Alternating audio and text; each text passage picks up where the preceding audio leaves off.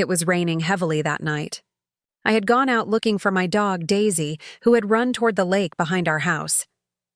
The rain was pouring so hard that I could barely see through it. That's when I saw someone standing by the edge of the water. At first, I thought it was just a stranger, but then my heart stopped. It was my daughter-in-law, Megan. She was soaked from head to toe, her hair sticking to her face, and she was holding a large suitcase. It looked heavy, and she was struggling to lift it. I almost called out to her, but something inside me said to stay quiet. Then, right before my eyes, she pushed the suitcase into the dark water. It sank slowly until it disappeared completely beneath the surface. My breath caught in my throat. I couldn't move. What could possibly be inside that suitcase? Jewelry? Money? Something worse? The look on her face wasn't guilt. It was fear.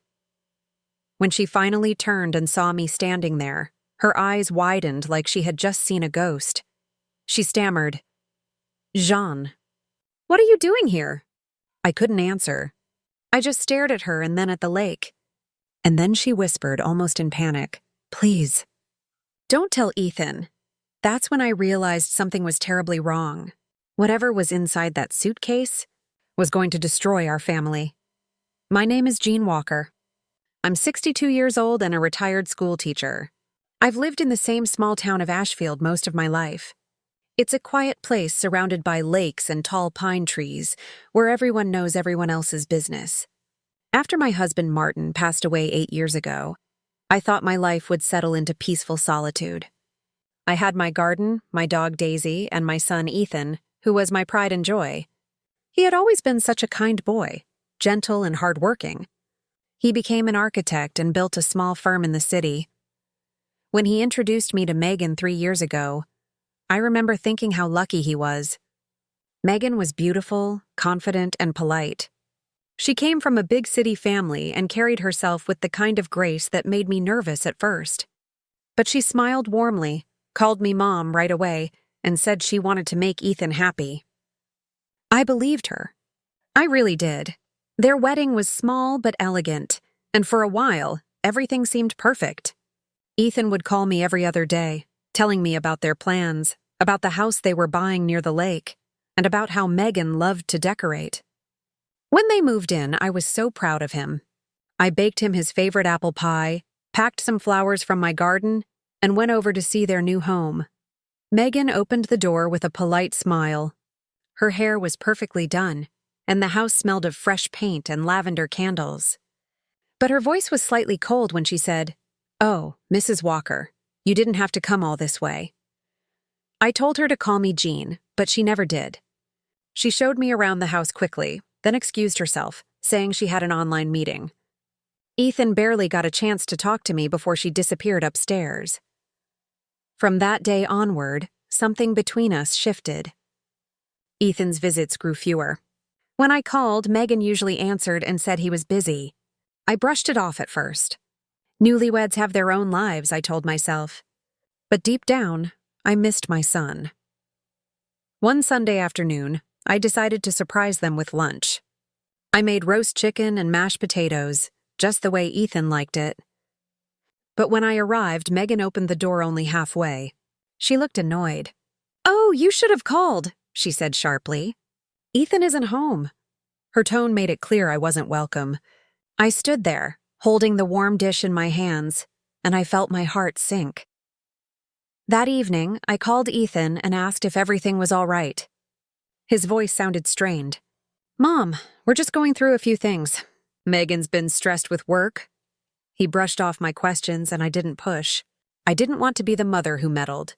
Weeks passed and I barely heard from him. Then one night, I received a call from my neighbor, Mrs. Porter. She lived across from Ethan's house. She said she had seen Megan in the driveway late at night arguing with a man who wasn't Ethan. She said it looked serious. I didn't know what to think. Maybe it was a misunderstanding. But the next morning, I couldn't stop thinking about it. I tried calling Ethan again, but his number went to voicemail. I drove over to his house, and Megan answered the door looking calm and collected. I asked where Ethan was. She smiled faintly and said he had gone on a business trip. Her eyes didn't meet mine.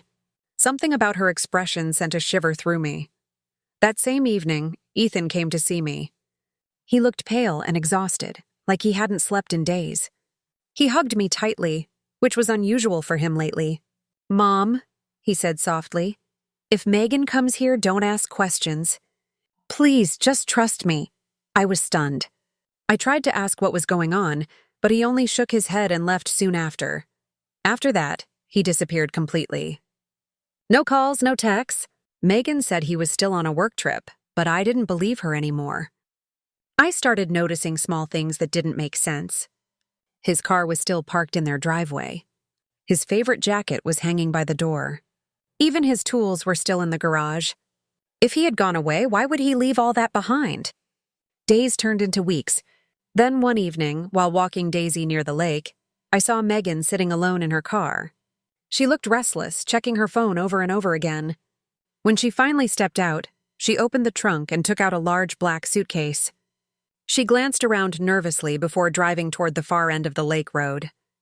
I didn't follow her that time, but I couldn't shake the unease building inside me. For days, she acted like nothing was wrong. I would see her leaving the house early in the morning and coming home late at night. Her face grew pale and she avoided the neighbors. Rumors began spreading in the town that Ethan and Megan were getting divorced, but Megan denied it every time someone asked. She said he was simply busy traveling for work, but I knew something was wrong. A mother always knows. I tried calling the architecture firm where Ethan worked, and one of his colleagues told me he hadn't shown up for weeks. I asked if they had spoken to him, and the man hesitated before saying Ethan had resigned suddenly by email. That didn't sound like my son at all. I couldn't eat. I couldn't sleep. Every time I closed my eyes, I saw that empty house and Megan's cold expression. Then, one stormy night, I lost sight of Daisy while walking near the lake. I went looking for her with a flashlight, and that's when I saw Megan again, standing at the water's edge, throwing that suitcase into the lake. That moment changed everything. I didn't know what I was about to uncover, but I knew that whatever Megan was hiding inside that suitcase was connected to my son's disappearance, and I was going to find out the truth, no matter what it cost me. After that night by the lake, I couldn't rest. I lay awake for hours, thinking about that suitcase sinking into the dark water. I kept seeing Megan's face, pale and terrified, and hearing her whisper, "Please don't tell Ethan."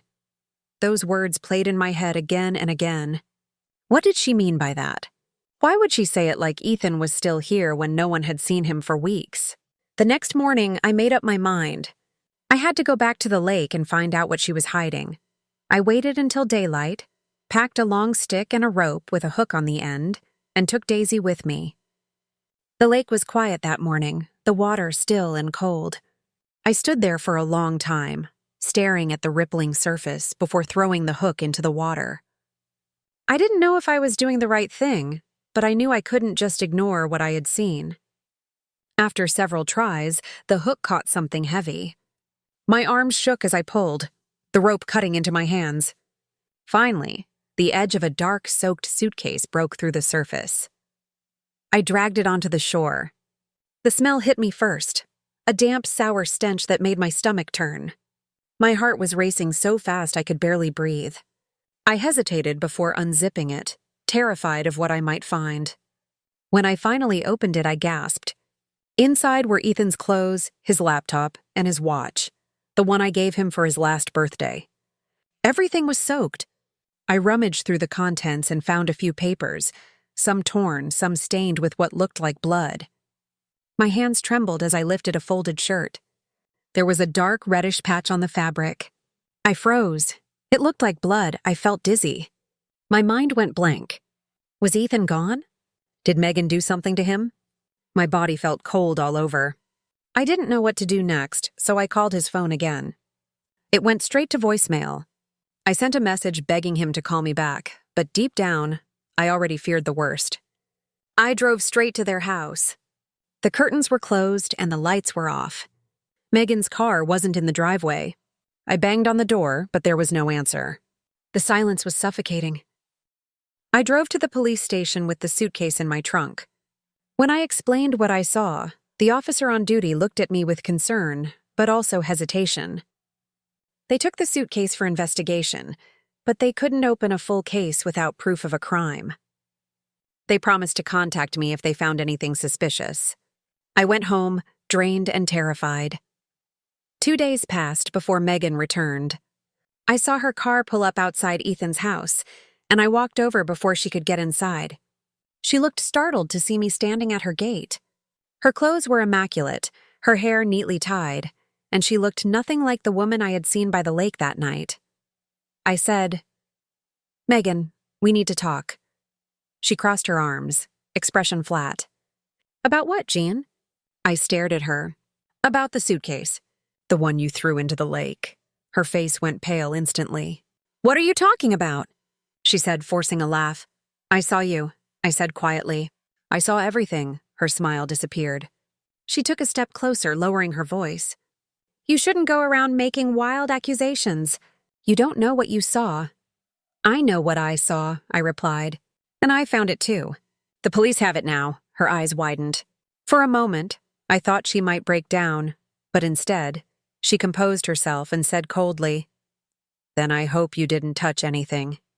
"False accusations can ruin lives, Jean, especially yours." She turned and walked into the house, slamming the door behind her. I stood there shaking. She wasn't scared, she was furious. And that terrified me more than anything. Later that evening, I noticed a car parked near my house. A black sedan, unfamiliar. It stayed there for almost an hour. When I finally walked outside, it drove away quickly. I had a feeling Megan wasn't acting alone. The next morning, a detective from the station called. They said the items in the suitcase were confirmed to belong to Ethan. The blood on the shirt was human, but it wasn't enough to identify whose it was. My heart sank. The police said they would question Megan, but without a missing persons report filed by a spouse, their hands were tied. I realized then that I had to find proof myself. I started looking through Ethan's old things at my house, letters, photos, and an old USB drive he once left behind. When I plugged it into my computer, I found folders labeled with project names from his architecture firm. But one folder was different. It was titled Private. Inside were dozens of documents, bank statements, property deeds, and something strange. Transfers of large sums of money from Ethan's account to Megan's personal account. Some were labeled as business expenses, but the amounts were far too high. The deeper I looked, the worse it got. Ethan's company funds had been drained over the last 6 months. I also found screenshots of text messages. Megan was messaging someone named Ryan, talking about getting rid of him and making sure the papers are signed. Blood ran cold. Ryan. The same name Mrs. Porter mentioned, the man she saw arguing with Megan late at night. I went to the police again, this time with the USB and everything I found printed out. The detective listened carefully and said they would open a deeper investigation. But even then, part of me worried they wouldn't act fast enough. I couldn't just sit at home waiting anymore. I decided to confront Megan one last time. I went to her house in the afternoon. She opened the door, looking irritated. "What do you want now?" she asked. I looked straight into her eyes. "I want to know where my son is." Her lips curved into a slight smile, but her eyes were empty. "I told you he's gone, he left." Maybe he finally realized he didn't need to run back to his mother every time something went wrong. I felt my anger rising. He would never leave without saying goodbye to me. "I know my son." She tilted her head, her tone turning sharp. "Maybe you don't know him as well as you think." For a moment, I thought she might admit something, but she just smirked and closed the door in my face. I stood there trembling with rage. I didn't have proof of what she'd done to him, but I had enough to know she wasn't innocent. That night, I couldn't stop thinking about Ethan. The memories flooded my mind. His first day at school, the way he used to laugh when we baked cookies together, how proud he looked when he bought that lake house. I whispered into the darkness, "I'll find you, my boy. I promise." The next morning I went to the lake again. The police tape had been removed and the place looked normal, peaceful even. But beneath that still surface, I could feel the weight of everything hidden there. Secrets, lies, betrayal. I looked out over the water and made a silent vow. If the law couldn't give me answers, I'd uncover the truth myself. From that moment on, my quiet life as a retired schoolteacher was over. I became a detective in my own story, and I wasn't stopping until I found out what really happened to my son, and what Megan was so desperate to hide. After that day at the lake, everything inside me changed. I was no longer the quiet mother who waited for others to act. I had spent weeks hoping the police would do their job, but deep down I knew Megan was clever. She knew how to twist things, how to make herself look innocent. I had seen the way she manipulated Ethan for years, pretending to care, pretending to be the perfect wife while slowly controlling every part of his life. I wasn't going to let her get away with it this time. I started by visiting Ethan's office. His assistant, a kind young man named Daniel, looked surprised to see me. He said Ethan hadn't been around for months, and the firm had been struggling without him. When I asked if he knew anything about Megan or Ryan, he hesitated. He told me quietly that Ethan had confided in him once, saying he suspected Megan was hiding something about their finances. He even mentioned that Ethan was planning to confront her the week he disappeared. That piece of information confirmed what I already feared. Ethan had found out about her scheme. And that meant Megan had a motive to silence him. I went back home and spent the next 2 days gathering every bit of information I could find. Bank transactions, emails, printed messages, anything that could prove she was behind all this. The more I found, the angrier I became. She had not only stolen his money but also tarnished his name at his own firm. She told his colleagues he was mentally unstable, that he needed time away, and that she was handling everything on his behalf. I sat down one night and made a plan. I would make her believe that she had won. Then when she least expected it, I would expose her. I wanted her to feel the fear she had made me live with for weeks. The next day, I called her. My voice was calm and steady, though my heart was racing. I said, "Megan, I think we need to start over. I've been thinking about everything, and maybe I judged you too harshly. Can we have dinner together?" There was silence on the other end for a moment, then she said, "Dinner? After all the things you've accused me of?" "Yes," I replied. "I realize I may have made some wrong assumptions. I just want to talk." She hesitated, but eventually agreed. I could almost hear the satisfaction in her voice. She thought she'd won, that I was surrendering. I spent the day preparing. I set the dining table, cooked roast chicken, and even baked a pie. I wanted everything to look peaceful, normal, almost friendly. But what Megan didn't know was that I had hidden a small recorder in my living room, right under the vase on the table. I needed her to talk, and I knew she would if she felt safe enough. When she arrived, she wore a red dress and that same confident smile that used to fool me. She looked around my house like she owned the place. "Well," she said, "I wasn't expecting this. Trying to make peace, are we?" I smiled. Something like that. "I realized fighting won't bring Ethan back." Her expression softened just slightly.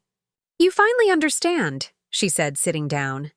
"Sometimes people just leave." I poured her a glass of wine and said, "Before you go, there's something Ethan left for you." She frowned. "What do you mean?" I handed her an envelope. Inside, I had placed a single piece of blank paper. "He told me to open this if something happened to him," I said quietly. She froze, her hand trembling slightly as she looked at the envelope. Her lips parted.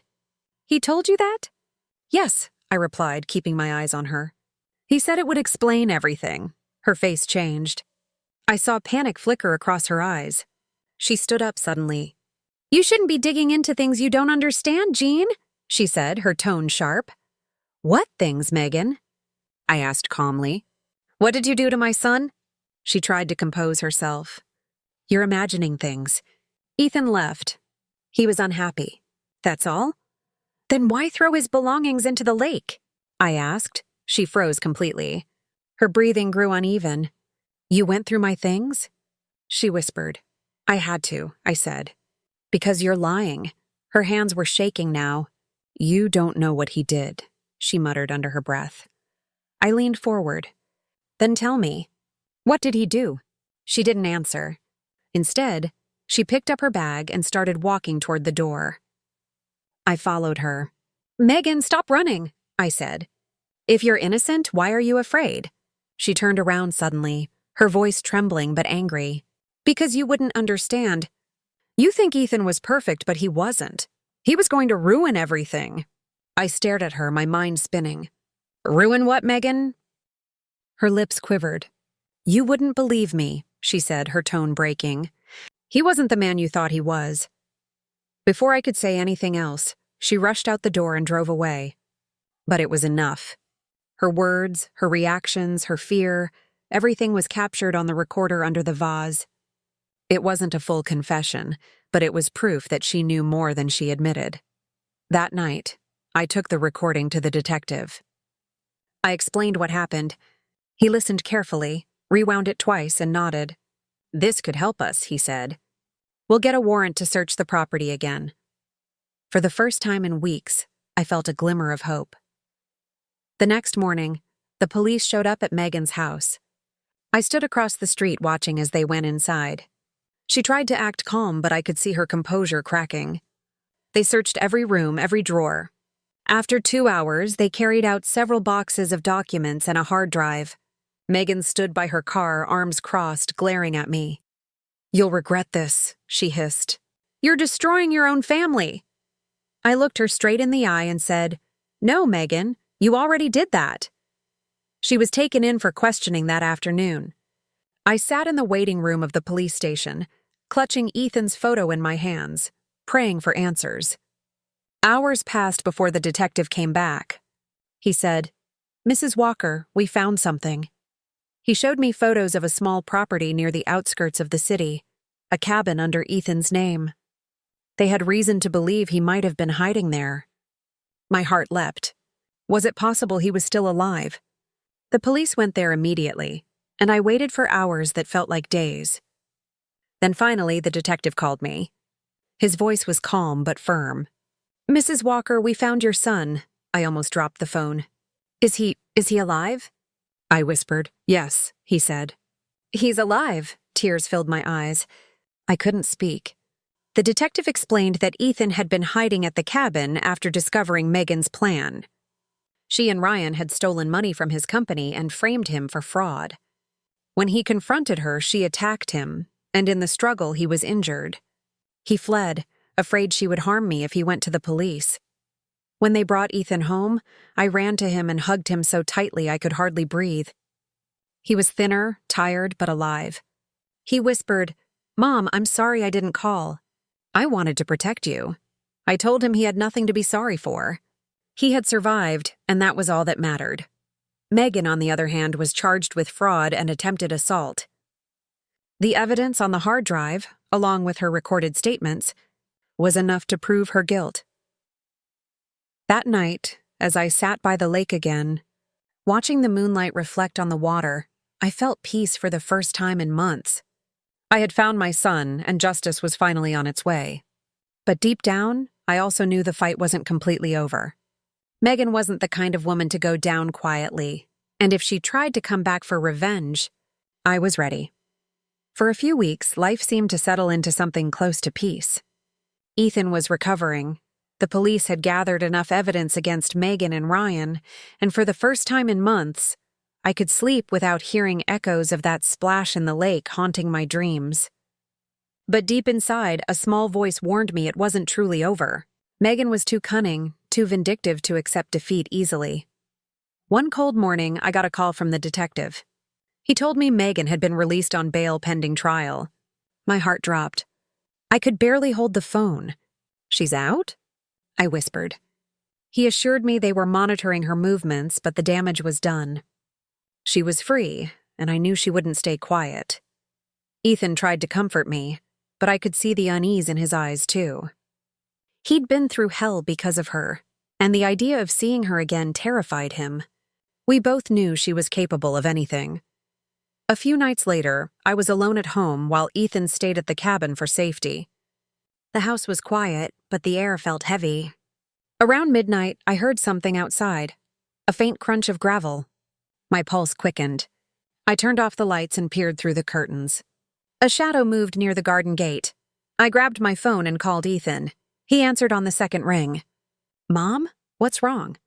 I think someone's outside, I whispered. Lock the doors, he said quickly. I'm coming right now. Don't go near the windows. I hung up and checked every door and window. Everything was locked, but the feeling wouldn't leave. Then a loud thud echoed from the back of the house. I froze. My breath caught in my throat. I turned slowly, my heart pounding so hard I could barely hear. Before I could react, my phone buzzed again. It was a message, an unknown number. When I opened it, my blood ran cold. It was a photo of the lake. The same lake where Megan had thrown the suitcase. Beneath it were 3 words, "See you soon." I felt the ground disappear beneath me. She was taunting me, reminding me she still had control, or at least wanted me to believe she did.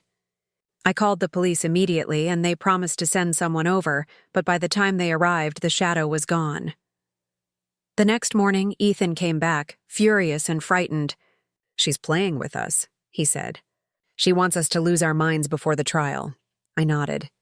"Then we can't let her win. We'll stay calm and we'll make sure she can't hurt anyone again."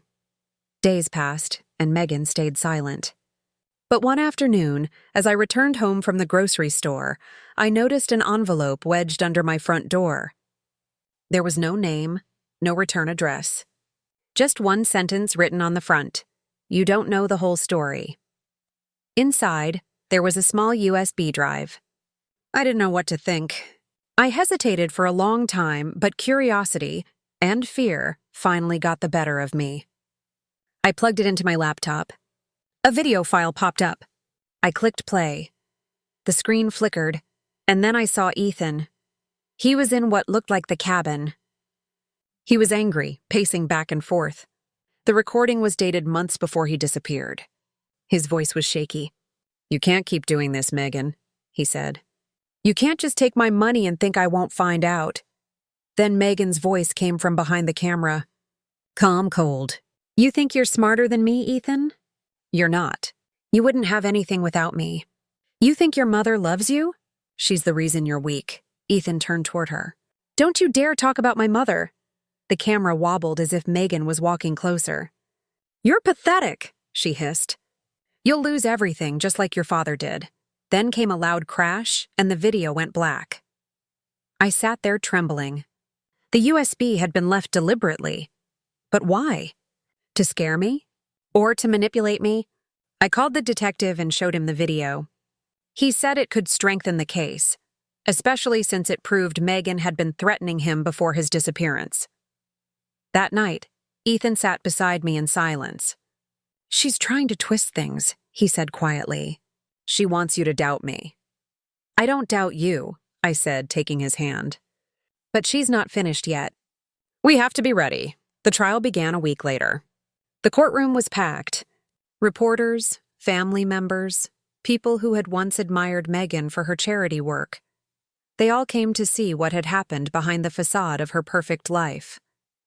Megan sat at the defense table, calm and composed, wearing a pale blue suit as if she were the victim. Ryan sat behind her, avoiding eye contact with everyone. Ethan sat beside me, his jaw tight, his eyes fixed on her.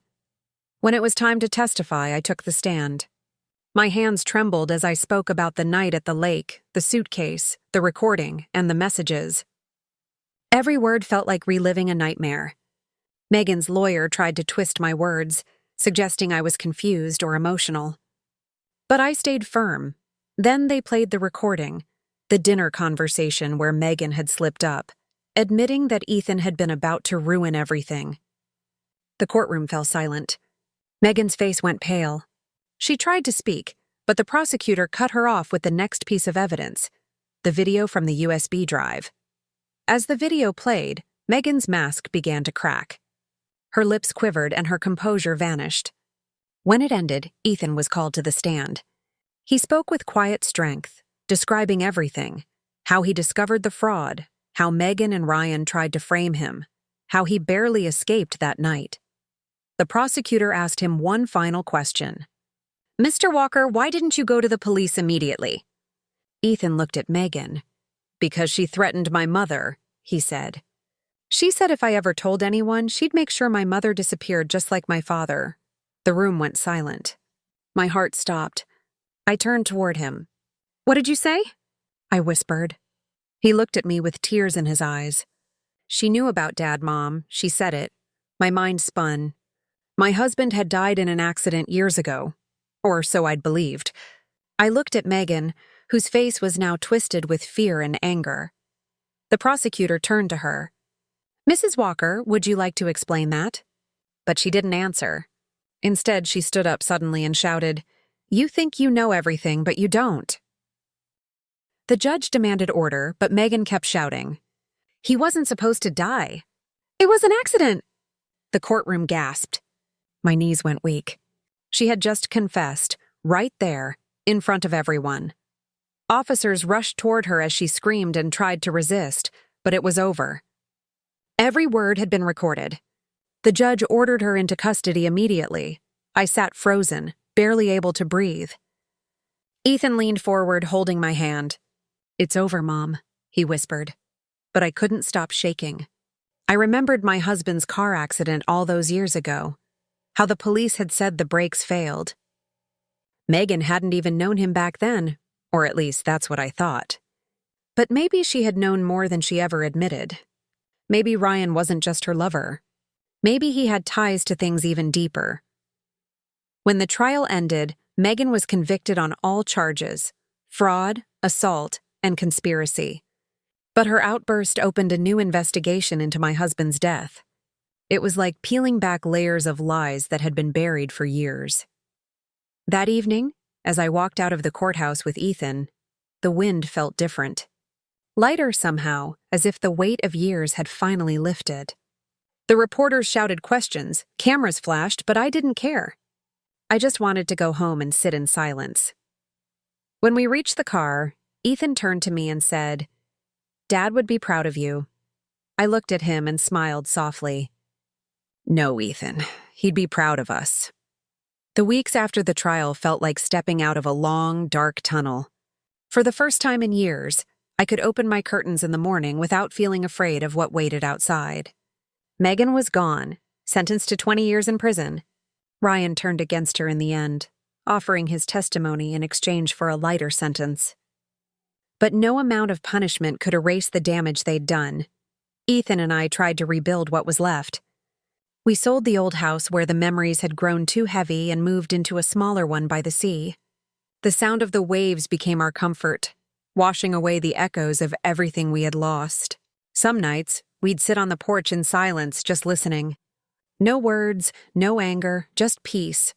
Ethan often said, "I wish I could forget, Mom." And I would tell him, "Don't forget, Ethan. Remembering is how we heal. It reminds us that we survived, sometimes." I still think about that night at the lake, the suitcase sinking, the cold wind cutting through my jacket, the feeling of dread that told me my life was about to change forever. If I hadn't gone back, if I hadn't trusted my instincts, the truth might have stayed buried forever. I learned that love can blind us, but it can also give us strength. Strength to question, to fight, to stand tall even when the people we trusted most betray us.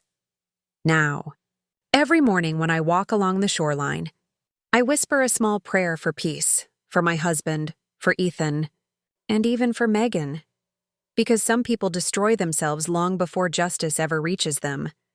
As for me, I've found my peace in knowing that truth always finds a way to surface, no matter how deep it's buried. The water may have taken the suitcase, but it also gave me back my son and my strength. If you're listening to this, remember, sometimes the people who hurt you the most are the ones you trusted completely.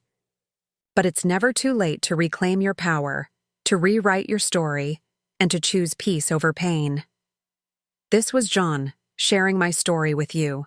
If my journey touched your heart, don't forget to subscribe to Jean's Stories for more real-life tales of love, betrayal, and redemption. Because every story deserves to be heard, and every heart deserves healing.